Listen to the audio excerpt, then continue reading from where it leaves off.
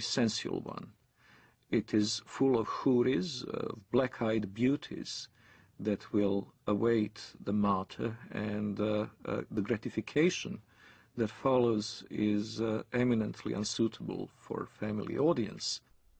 The Quran contains no guarantee of paradise except for those who slay and are slain in the cause of Allah. Verily, Allah has purchased of the believers their lives and their properties, for the price that theirs shall be the paradise. They fight in Allah's cause, so they kill others and are killed. Then rejoice in the bargain which you have concluded. That is the supreme success. In other words, the guarantee of paradise is for people who are killed while they are killing, to establish the hegemony of Allah, or Islamic law, in the world. Jihad in Islam can be spiritual or physical. The spiritual jihad is striving to be a better Muslim. But also there is a physical part of jihad that you cannot take it away from Islam. Jihad in Islam means struggle. That's what the literal meaning of the word, struggle. But what the West doesn't understand is that the hadith, the compilation of the traditions of the Prophet Muhammad of Islam, there's almost about 100 hadiths regarding jihad. And if you look at every single one of them has the sword, war, or a military effort. And in the end of the expedition, jihad expedition, he said, now I resort to the jihad within, the jihad that is within, the self-struggle. And as a matter of fact, I had this dialogue with an Islamist one time. He says, Walid, come on, tell the West that jihad means struggle. I said, yes, it does mean self-struggle. You're right. Jihad does mean self-struggle. But so does Mein Kampf. Mein Kampf means my struggle. In the same fashion, the Islamists look at jihad. It is a very dangerous element of the Islamic teaching, because this instant gratification through martyrdom is an attractive concept. And by the way, when the so-called martyr operation is carried out by Hamas, what is announced from the minarets of mosques is not the death of so-and-so who carried out the attack, but the wedding of so-and-so to the houris. In other words, they immediately make the implication that far from having to cry over his disappearance, over the end of his physical life, his parents should be happy and celebrate and throw a party because their son is now being not only transported into heaven, but greeted there with these voluptuous beauties. Shaheed, the word shaheed, means witness. To witness, to testify. To testify there is no God but Allah and Muhammad is his messenger. And you die as a shaheed for that cause. You're a witness. You're considered a witness, a martyr. And a martyr becomes glorified. Your family will glorify you after you die. To a Muslim fundamentalist living in the Middle East, I had to be initiated. I had to basically either kill my first Jew or destroy my first Zionist infrastructure. I had to prove, beyond shadow of a doubt, that I was worthy. And there are ample amount of students, teenagers, men, who are willing to die as suicide martyrs, willing to put explosives. The martyr application is filled. There are many applicants. There's not enough bombs to fulfill the applicants. And to get on one of those missions, indeed you must have been chosen. You must have been really good. You must have been violent enough.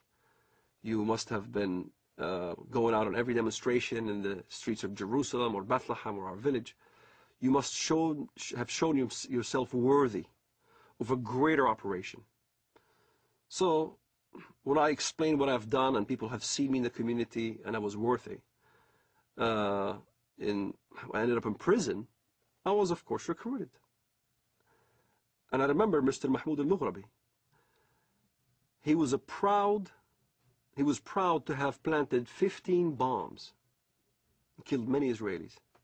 And he was being bailed out by a Jewish Israeli lawyer.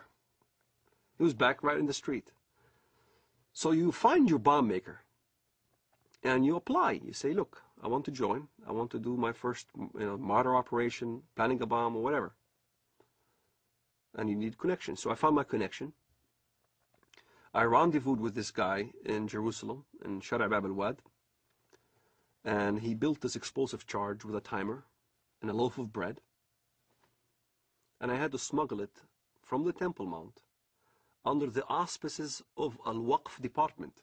Al-Waqf police is the Islamic police appointed by the government to watch over the holy sites. Them knowingly that I had explosive charges smuggled me so I can escape from the checkpoints.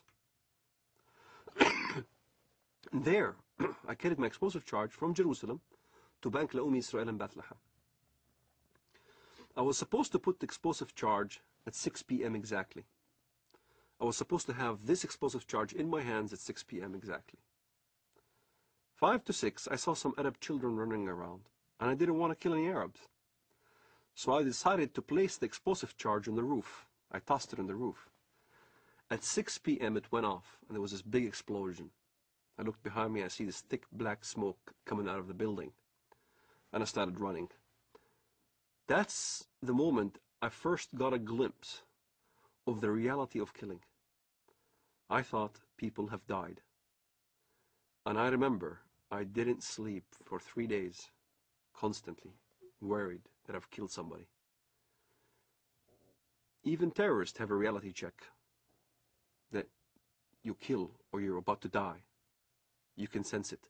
This is why in Israel, the nature of finding out a terrorist suicide bomber is to look at their eyes. They'll have these glossy eyes. They're sweating profusely. They're not paying attention because in their mind they're about to go.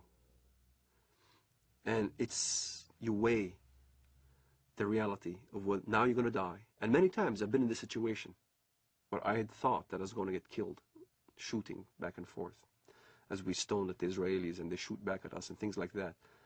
I was face to face with death. When you think in your mind you're going to die, you struggle between the requirements of your Islamic upbringing and between the reality that you value your life. And at some point, one has to outweigh the other. And for a Muslim fundamentalist, we always chose death. We always chose the suicide. My cousin died on his way to Ben Yehuda Street, and he got killed. He died. I had people, relatives die, and fighting the Israelis. And as I look at it now, I think, what a waste. What a waste of life.